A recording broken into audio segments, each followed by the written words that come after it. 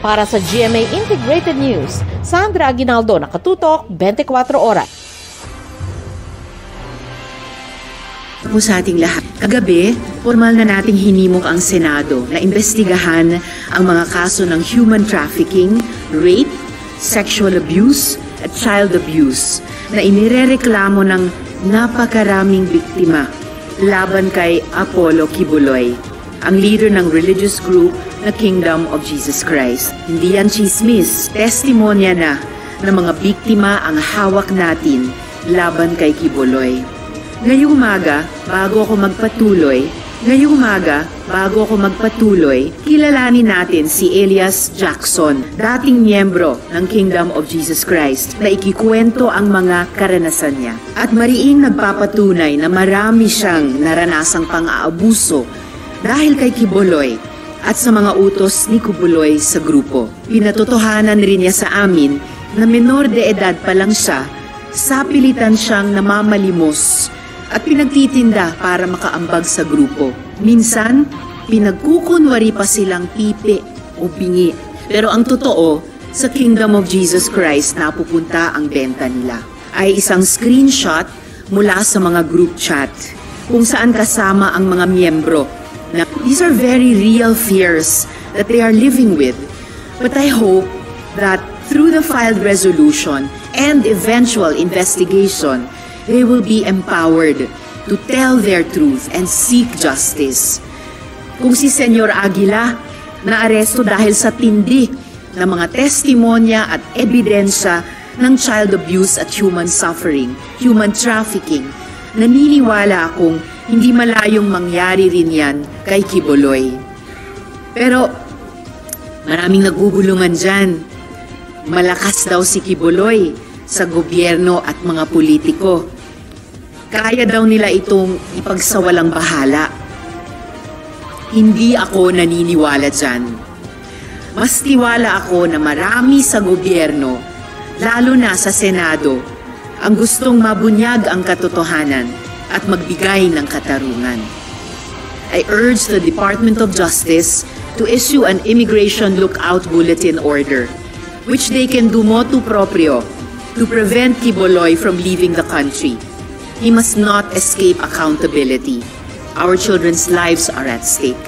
Maraming salamat po. Dumarami yung mga victim survivors na lumapit sa opisina ko dahil na subaybayan nila yung naunang investigasyon dun sa Socorro Bayanihan Services Inc. Sa Sitio Kapihan sa Surigao del Norte. At sabi nila, kami rin, ganun yung nangyari sa amin. Gusto din namin sabihin yung totoong ginawa sa amin. Gusto din namin makakuha ng hustisya. At habang dumadaan yung mga araw, dumadami talaga sila na lumalapit. Kaya nga gaya ng sinabi ko rin sa privilege speech dito kagabi, kaya nabuo yung loob ko na iharap dito sa ating kamera itong mga testimonya, mga affidavit na ibinibigay nitong mga victim survivors sa opisina ko. Ang unang trabaho ko po at namin dito sa opisina ko ay i-follow up na makapagdinig sa resolution. At sinasabi nga sa bawat resolution in aid of legislation. Pero ngayon pa lang, walang nagpipigil sa executive, unang-una na sa DOJ, umaksyon sa mga issue ito. Unang-una na sa panig ng DOJ sa pag-issue niyang Immigration Lookout Bulletin Order na yon para mapigilang makaalis sa bansa si Apollo Kibuloy. At sigurado ko habang mas nakikilala ng publiko itong mga kasong ito ay hindi po magkukulang ng mga abogado at iba pang legal groups, children's and women's rights groups na susuporta sa ating mga victim survivors kung gugustuhin nila at magdesisyon silang maghain pa ng mga kasong kriminal laban kay Kibuloy. Ang political suicide should be the least of my concerns and our concerns dito sa Senado. Mismong mga dating miyembro na ni Kibuloy ang nagrereklamo dahil sa pagtratong natanggap nila sa kamay niya na hindi nila inaasahan at hindi ninumang aasahan sa isang leader na dinadala pa sa pangalan ng kanyang organisasyon, ang pangalan ni Jesucristo. Sabi ko nga rin kagabi sa privilege speech na ngayong Kapaskuhan pa na ipagdiriwang natin ang kapanganakan ng sanggol na si Jesus, bumulaga sa ating kaalaman itong ginagawa sa ilalim ng pangalang ding iyon. I think ang pangunahing concern talaga ng mga victim survivors ay sabihin yung kanilang totoong karanasan at makakuha ng hustisya. At yun din lamang ang pinaka-importante o solong concern dapat namin dito sa Senado. At naniniwala ako na ito yung aming itataguyod. Gaya ng ibinahagi ko kanina, bukas, lalo na sa mga victim survivors at sa mga lawyer at sectoral organizations na sumusuporta at susuporta pa sa kanila yung route na iyon na pagkakaso laban kay Quiboloy sa ating judiciary. Samantala ako bilang nagtatrabaho dito sa Senado, ang pangunahing suportang maibibigay ko sa kanilang paghahanap ng magsabi ng katotohanan at makakuha ng hustisya ay dito sa Senado. So pangunahin nga sa pamamagitan nitong resolusyon, ang investigasyon sa resolusyong iyan, at kapag lumabas po sa committee reports of findings and recommendations, pag-amyenda sa mga kasalukuyang batas. Tulad ng nagagawa din po ng Senate Committee on Women sa mga naunang investigasyon upang palakasin ang pagkasulat at lalo na ang pagpapatupad ng ating mga batas na nagpoprotekta lalong-lalo na sa mga kababaihan at kabataan. I think the investigation has a very fair chance to progress. Sa reaction pa lang ng mga kasama ko sa floor kagabi, kahit gabi na, talagang lumingon sila bigla, nakinig, sabi ng ilan, explosive yan.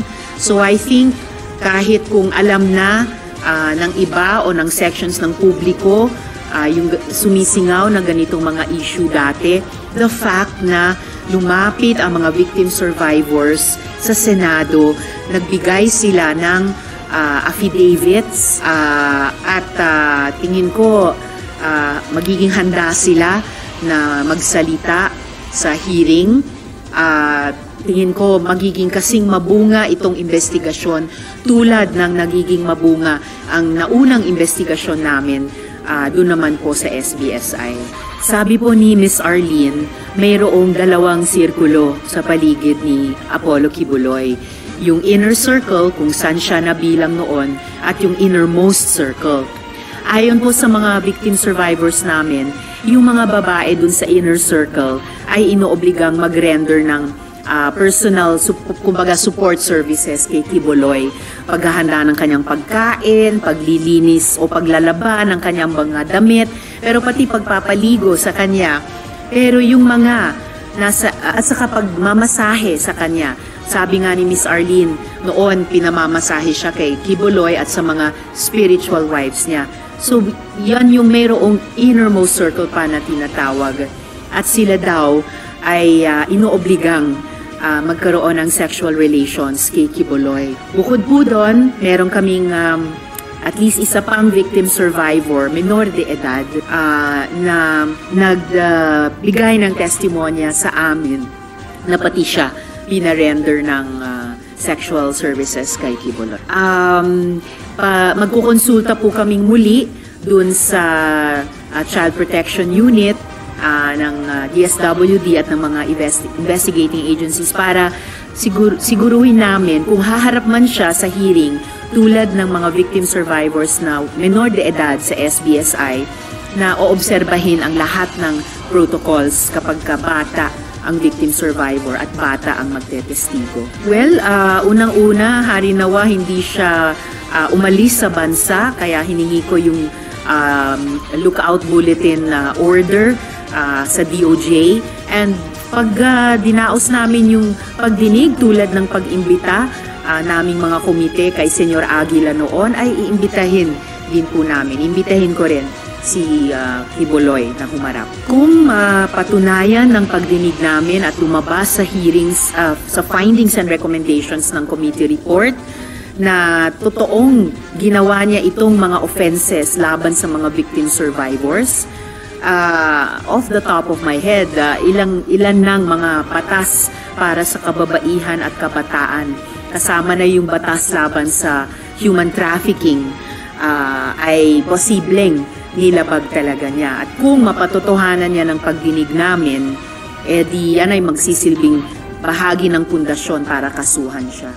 The committee cannot force, as in force, a witness to appear, pero may kapangyarihan din ang komite ng Senado kapag nag-imbita ng resource person, lalo na't isa siya sa pinakamahalagang resource persons sa investigasyong iyon, at mag-refuse sila, may power din naman po ang komite na magsabina at kumbaga i-compel yung presensya o yung partisipasyon nung resource person na iyon. As for separation of church and state, wala po akong gustong imbestigahang usaping relihiyon. Hindi. Ang resolution at ang privileged speech ay tungkol sa mga pang-aabuso sa mga kababaihan at pang-aabuso sa mga bata.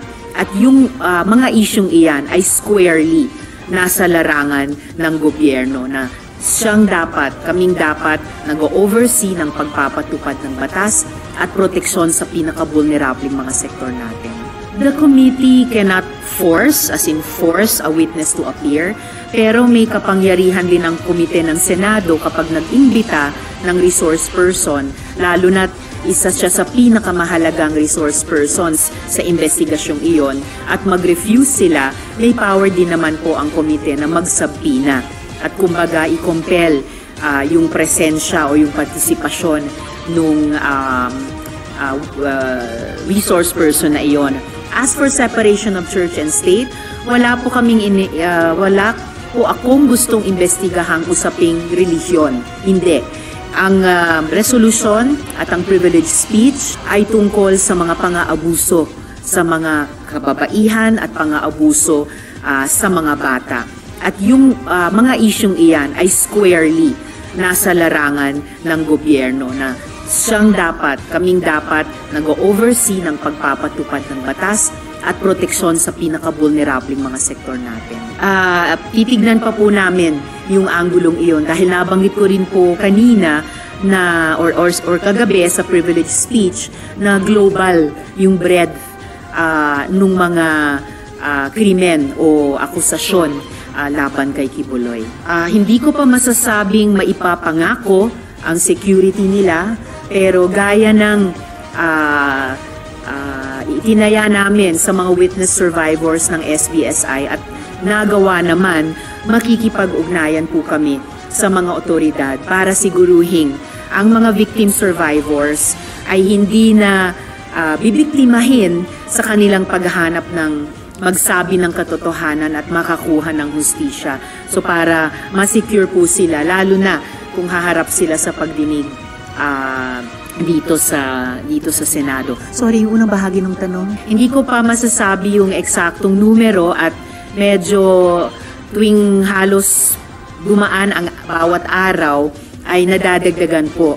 Siguro po dahil nasubaybayan nga po nila yung investigasyon namin sa SBSI. At sabi nga ni Miss Arlene, marami po siyang nakokontak na iba pang victim survivors sa iba't ibang bansa. So pero hindi po kukulang malamang sa dami ng mga victim survivors na humarap sa naunang investigasyon sa SBSI. Fina-finalize na po namin. Para sa GMA Integrated News, Rafi Tima nakatutok, 24 oras.